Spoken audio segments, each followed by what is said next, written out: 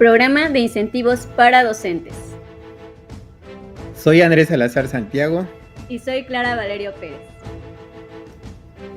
Carrera magisterial. A continuación, describiré brevemente cada etapa del programa por incentivos implementados a la par de la Ley General de Educación de 1993, que comienza a gestarse un par de años atrás de la implementación de la llamada gestión neoliberal en nuestro país. Este esquema de promoción por incentivos es similar al de la iniciativa privada para aumentar la productividad y disminuir la rotación de personal.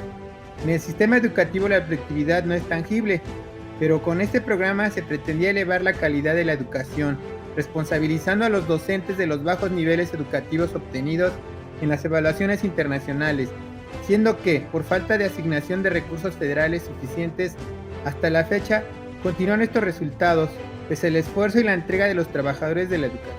Este esquema ha permitido al Estado evadir la responsabilidad de asignar un salario digno a todos los docentes y ha violado el artículo 86 de la Ley Federal del Trabajo, que dice: a trabajo igual, desempeño en puesto, jornada y condiciones de eficiencia también iguales debe corresponder salario igual.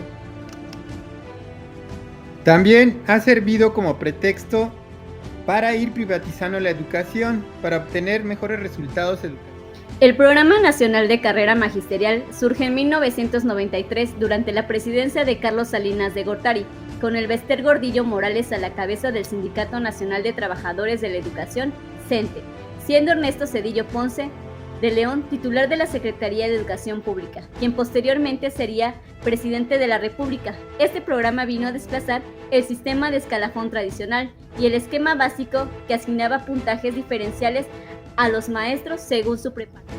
Carrera magisterial es un sistema de promoción horizontal en la misma función, de participación voluntaria e individual, integrado por 5 niveles de estímulo. No contemplaba el ingreso ni la promoción vertical o a otra función. Aunque en teoría era voluntario su ingreso, muchos docentes terminaron optando por pagar ingresos debido a que eran las pocas formas en las que podían percibir un incremento salarial. Al final del programa de carrera magisterial vino un periodo implementado en el ciclo escolar 2011-2002 por el presidente Felipe Calderón Hinojosa, siendo titular de la Secretaría de Educación Alfonso José Ricardo Ujambio. Este último, con el Bester Gordillo todavía al frente del CENTE, idearon lo que yo llamo serpientes y escaleras, ya que los niveles obtenidos en el proceso debían ser refrendados y de no lograr la puntuación mínima de 70, el docente bajaba de nuevo al nivel anterior. No se podía salvar de la evaluación, ya que si no presentaban para quedarse con el estímulo obtenido, esta era retirado. Servicio profesional docente. En el sexenio de Enrique Peña Nieto se encarceló al Bester Gordillo y se nombró a Juan Díaz de la Torre como secretario general del CENTE, siendo Emilio Chaufet secretario de Educación y posteriormente Aurelio Núñez. Durante este periodo se aprobó en tiempo récord la reforma educativa y se estableció la evaluación de desempeño obligatoria para todo aquel que fuera convocado. De no presentarla o salir insuficiente, perdían su plaza, sin responsabilidad alguna para el patrón. Esta reforma fue punitiva y laboral, estableciéndose una lucha encarnizada de los docentes, oponiéndose a esta ley que atropellaba todos sus derechos conquistados. Dicha reforma establecía que de sacar un resultado destacado, el docente tenía la opción de inscribirse a un programa llamado Servicio Profesional Docente, de promoción horizontal o vertical. Además, la reforma hablaba de un sistema de estímulos, K1, K2, etc.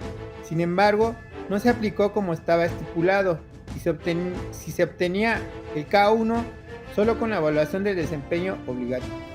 Otra de las afectaciones que sufrimos los docentes con este programa fue que los estímulos ya no eran parte del sueldo base, sino que se manejaba como un bono adicional, que se disfruta estando activo, pero al momento de la jubilación no forma parte de la pensión, disminuyendo nuestro salario. A partir de este programa también se establece el proceso y requisitos para el ingreso e incorporación de docentes al servicio educativo.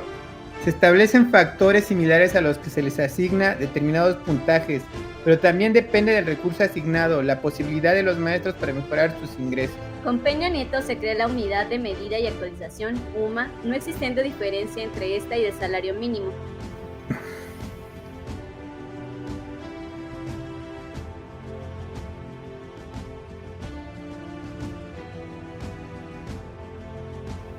La cuarta transformación no resolvió el problema. Al llegar a la presidencia, Andrés Manuel López Obrador nombró secretario de Educación a Esteban Moctezuma Barragán, aunque en lo que va del sexenio han desfilado por dicha secretaría al menos 2 titulares más. A su llegada, el secretario general del CENTE, Alfonso Cepeda Salas, aunque había en campaña prometido que de la reforma educativa no iba a quedar ni una coma, ha quedado en evidencia que la precarización laboral contra el magisterio, al igual que ocurre con el resto del proletariado, se mantiene. Durante su gobierno se estableció la unidad del sistema para la carrera de las maestras y los maestros UCICAM. En este nuevo programa de incentivos se establece tener 2 años de servicio para empezar a participar e ir ascendiendo gradualmente a cada uno de los 8 niveles, permaneciendo en cada uno 4 años, lo que implica que para llegar al último nivel, que representa un incremento salarial significativo. El docente tiene que someterse a un proceso desgastante, poco objetivo y poco transparente para obtener un resultado lo suficientemente bueno cada vez que le toque promover, siempre y cuando existan los recursos económicos asignados a nivel federal para tal promoción. Por lo tanto, al docente le tomará 34 años de servicio llegar al último. Actualmente, la precarización del salario ha aumentado y el poder adquisitivo es cada vez menor. Los incrementos salariales anuales ya no son en el mismo porcentaje de incremento del salario mínimo. Este año ni siquiera fueron igual a la inflación. No queda otro camino que organizarnos para seguir exigiendo un salario justo que permita una vida digna para todos los trabajadores de la educación, quienes hemos visto aún más disminuidos nuestros ingresos durante este gobierno que resultó ser tan enemigo del magisterio como los anteriores.